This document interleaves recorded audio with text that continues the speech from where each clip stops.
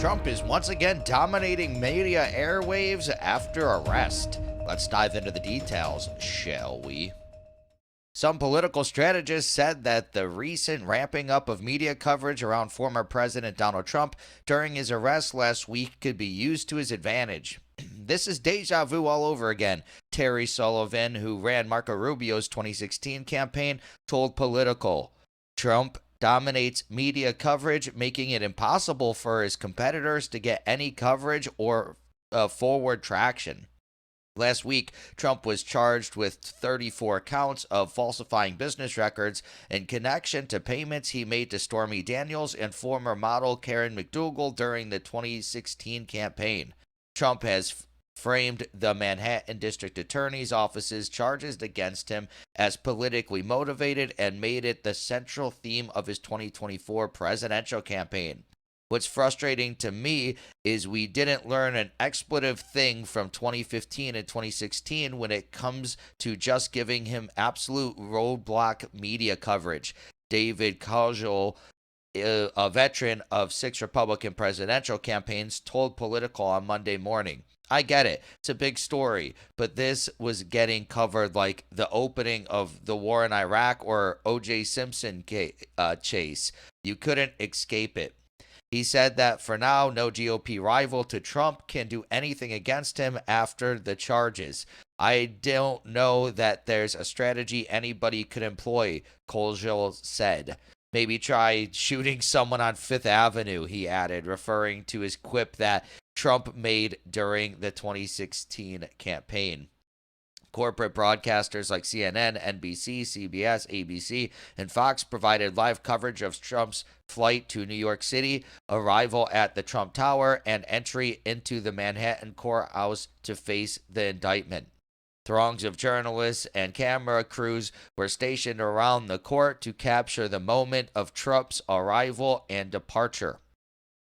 The first ever arraignment of a former president on criminal charges is a massive story, no question about it, Adam Serwer wrote in the left-wing Atlantic magazine, claiming legacy media outlets have learned nothing from 2016.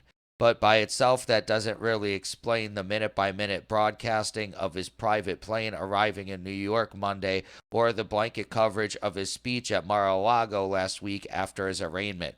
That kind of saturation approach suggests the networks could learn to model that simply allow Trump to monopolize coverage. Some declared Republican candidates have come to Trump's defense, accusing the DA of operating in a politicized manner. Others have noted that should any candidate go after Trump in the wake of the charges, he will likely face the former president's wrath. Recent polls show that Trump, meanwhile, is dominating over Florida Governor Ron DeSantis, former Vice President Mike Pence, and former South Carolina Governor Nikki Haley. In a Reuters survey released on April 7th, Trump bested DeSantis by nearly 40 percentage points, while a Monday INTIPP poll shows Trump has a 24-point lead over the governor. DeSantis has not yet declared himself as a 2024 presidential candidate. On Truth Social, Trump again targeted DeSantis and said that he is a young man who is not doing well against me in the polls, to put it mildly. The former president recommended that DeSantis stay out of the 2024 race and remain as governor of Florida. Former Attorney General Bill Barr, whom Trump has repeatedly criticized in the wake of the 2020 election, told ABC News that Bragg's investigation is an unjust case but will elevate Trump in the GOP primary. I think it also may accomplish its purpose, which is to get into the middle of the Republican primary process and to turn it into a circus, Barr told ABC News on Sunday. Ultimately, the savvy Democratic strategists know this is going to help Trump, and they want him to be the nominee because he is the weakest of the Republican candidates, the most likely to lose again to President Joe Biden. I wonder if they actually think that. At least one commentator said in the Political article that Trump's arrest will denigrate the former commander-in-chief's political brand and will make him more vulnerable ahead of the 2024 election. I'm not worried at all. I think there's a bunch of hand wrangling from um what is that, ringing from some of the nervous Nellies prematurely. Jason Rowe, a Michigan based Republican strategist who worked for Rubio's campaign, told Politico. Right now, no one occupies the stage except Trump, Rowe added. The dust has to settle.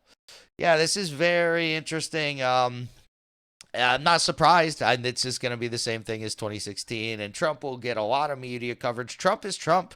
It's hard not to cover him. I mean, he just equals ratings, especially everyone who loves him or hates him is going to be watching this coverage because people that love him are going to be like, oh no, Trump, what's happening with him? And then people that hate him are going to be like, yeah, get Trump, get Trump. So everyone's tuning in. So they don't have a choice. That's what's kind of interesting about it. Like, these guys are like, oh, the media's learned nothing. It's like, what can you do? It's like, oh, but it's going to help them get elected. They don't care. They care about the ratings. They care about the money, which they should, but that's business. That's how it should always be, even though it's not always like that. And also, I think DeSantis at this point, especially after the indictments, he just shouldn't even bother running. It's just going to divide everybody. He hasn't announced his campaign yet. Why even bother? Just wait. He's not going to win. Just wait till 2028, be the governor for 4 more years, get some goodwill, and then run again in 2024. I don't think Mike Pence and Nikki Haley, they don't even have a chance. I don't even know why they announced. I think it's just to get publicity. They're going to do a book or deal or something, but they don't have a chance. DeSantis, the only one that has a chance, but like I just said, I don't think he can beat him, especially after the indictments. So he just should stay out. But, all of that is just my opinion. What's your opinion on the story? Please let me know in the comments below. Also, be sure to smash that like button, subscribe to the channel for daily news updates, hit that notification bell, and share this video to help spread the news. Thank you so much for watching, and I'll catch you in the next one. Peace out.